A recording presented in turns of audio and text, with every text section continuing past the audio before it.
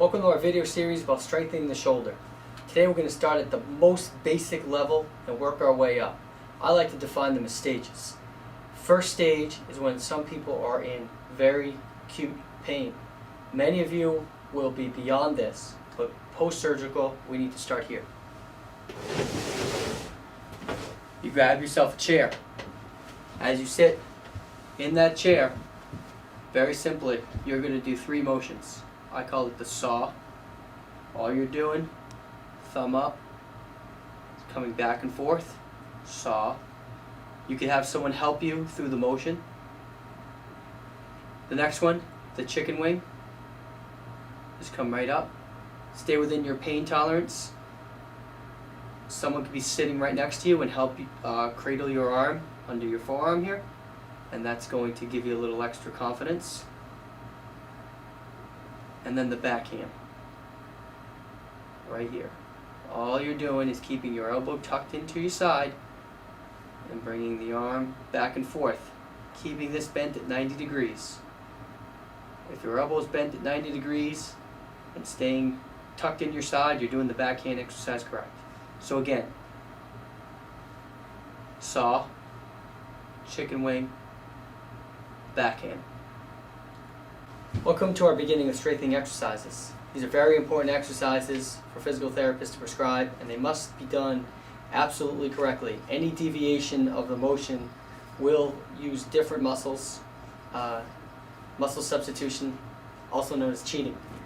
These first 4 are done in a weather vane pattern: north, south, east, and west. That's the easiest way of thinking how to do these. The general principle is, here, let's pull south. Straight back. Depending on how close you are to the band, you can get further back. If you take a step back, you can only get to your body. Stay within your pain tolerance here, okay? Okay, so that's south. Let's do east. Pull straight out. There you go. Again, same principle. You take a step out, you're not getting as far.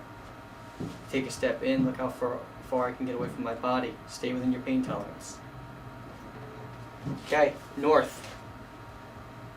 Punch. Straightforward. Keep that thumb up. A little more resistance, a little less resistance. And the last one is west, and that's pulling across your body. 4 different positions. There you go. I switched arms in you, but then just remember, you'll be using your same arm. This is just for demonstration purposes. But all 4 is north, east, west, south. Think of that. Alright, now to isolate the rotator cuff, we're going to be keeping our elbow tucked in, our elbow bent at 90 degrees, thumb up. And we're pulling out. This is a very important exercise. A lot of you will be getting this one. Depending on how you step out, I'm staying within, I'm intensifying the resistance, but I'm not going as far. Sometimes it's the distance from your body that hurts more than the resistance. Look how much further I can come out here versus here. Stay within your pain tolerance.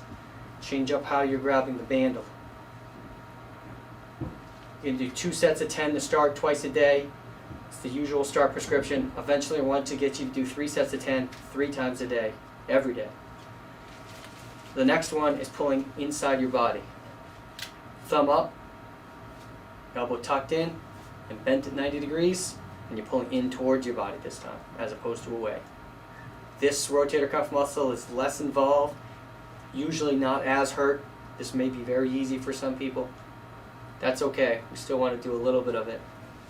Other common prescribed exercises: shoulder flexion, shoulder abduction. You take your band, and you're just going to step right on it. You're going to put your thumb up, very, very important. You come straight up.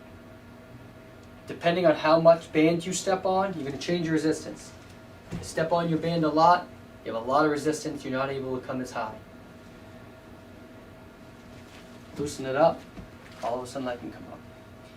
Now, people who have shoulder problems, whether it be impingement or rotator cuff tear, it's usually height that bothers you more than resistance. So believe it or not, making the band tougher and limiting how high you can go may be easier on your body than lightening up tension and going too high. You want to stay at a height that doesn't bother you. Do not push through sharp pains. It will not give you any benefit. Normally, I limit people to begin to only go to shoulder level. Again, thumb up, nice and slow. 2 sets of 10 to start, twice a day. Work your way up to 3 sets, 3 times a day. Same principle applies to abduction. You're never going to do exercises parallel to your body. You want to bring it in a little bit. So you're not doing them in front of you. You're not doing them all the way out to the side of you. You're kind of meeting right in the middle.